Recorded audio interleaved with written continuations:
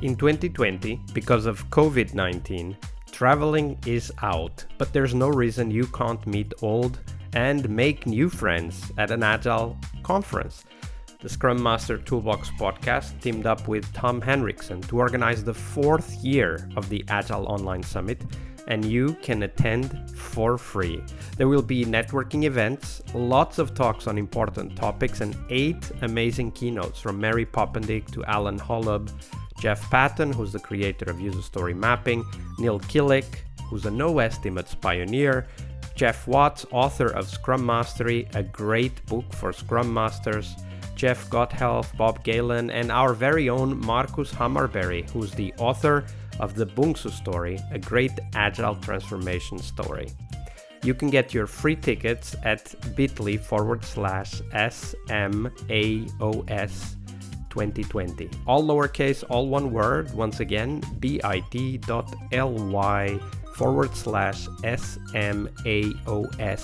2020. All lowercase, all one word, and the link is also on the show notes. You can get your free ticket or opt for the full digital access that lets you keep all the conference videos forever.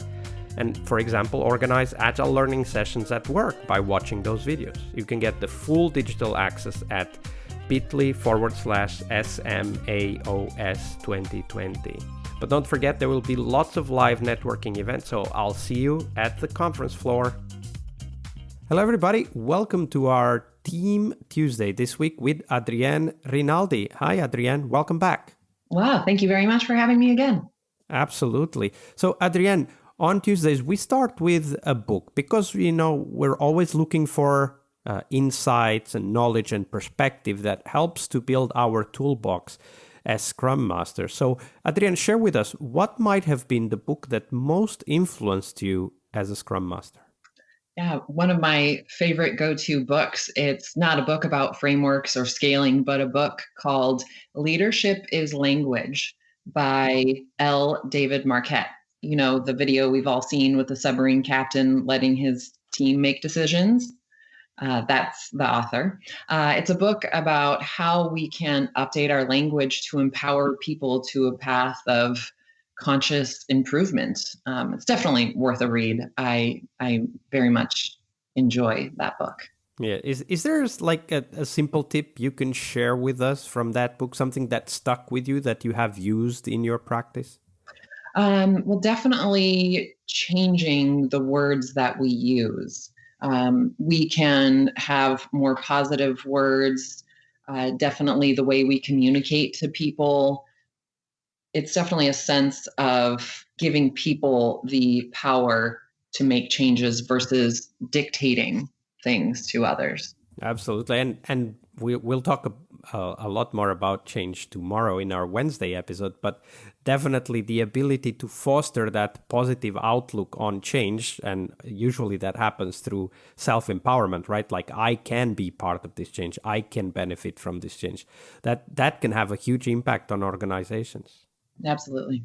So Adrienne, and because it is Tuesday today, so we dive into the teams and how sometimes they might even become their own worst enemies. So share with us a story of a team. Tell us a little bit about the context so that, we might know what kind of size project, what kind of challenges they were facing. But then walk us through those behaviors, those patterns you started noticing that eventually led to problems, to the team maybe potentially disbanding. Yeah, absolutely. This goes back to a couple of years ago. I was part of a small team that was leading an Agile adoption for a department in a state government. We were training and coaching several teams. Many of the individual team members had been with the organization for 15 or even 25 years. They are very set in their ways. They did not adhere to change very well. One of the teams that I was coaching had gone through a process change before, whether that had been agility or something else. Additionally, a supervisor was assigned to the team as a team member. This individual was very used to dictating things, did not like being a team member, or that she was also accountable for work as her subordinates were. And I say subordinates, in quote marks, because I don't like that word very much.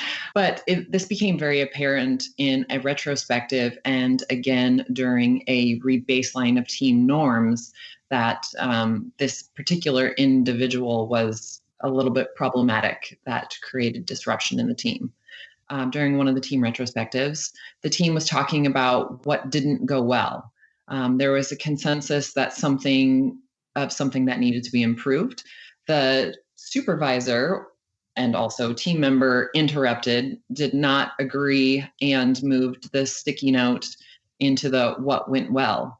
There was a lot of back and forth. She didn't want to hear other people's opinions, arms crossed, people getting very frustrated, lots of back and forth. And then team members ended up becoming very frustrated and walking out.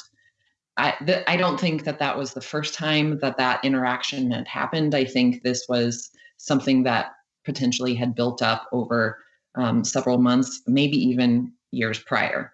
Again, in a baseline of team norms, we wanted to have team norms, relook at them to make sure to try to help the team function better.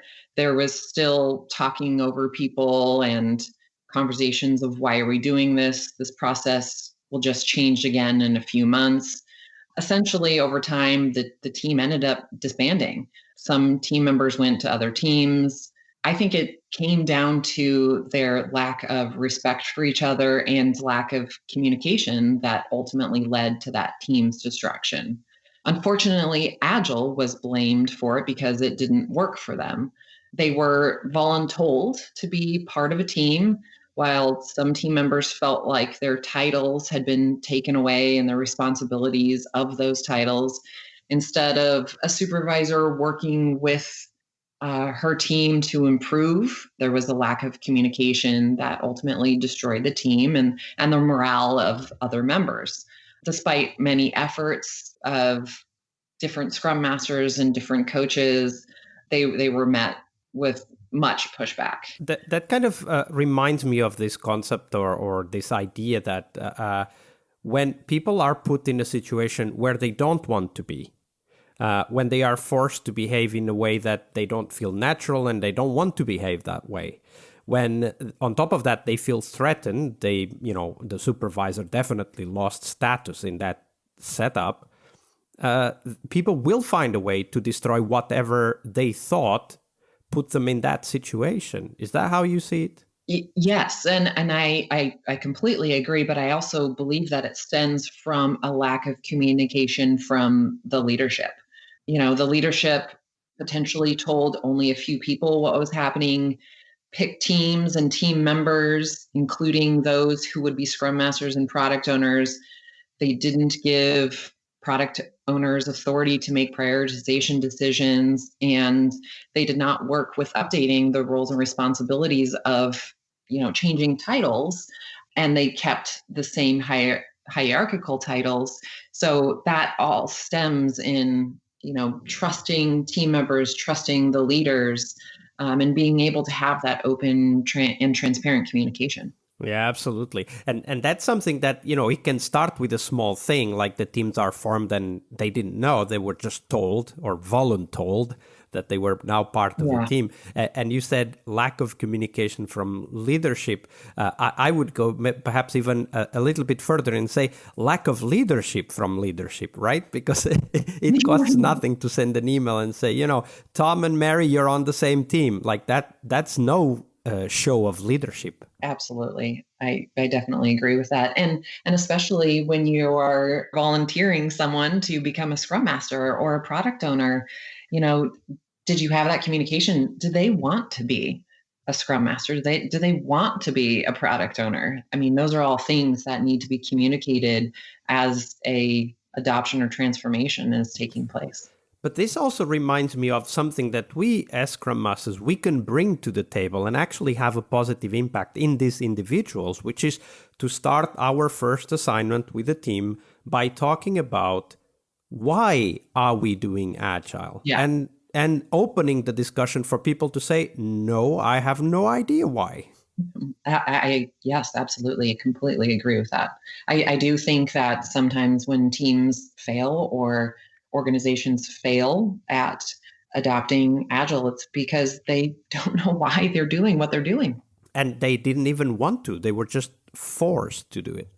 Yes. Absolutely. And that's a very common anti-pattern that, as you just so well illustrated, can spiral out of control to the point of the team just disbanding. And, people might even fire themselves, quit and go somewhere else. Absolutely. That was a great story. Thank you for sharing that, Adrienne. Yeah. Tuesday is Team Day here on the Scrum Master Toolbox podcast. But tomorrow we talk about something that goes beyond the work we do with the teams. We will talk about how to lead change and what our guests have learned from leading and participating in change programs during their career. See you tomorrow. We really hope you liked our show. And if you did, why not rate this podcast on Stitcher or iTunes?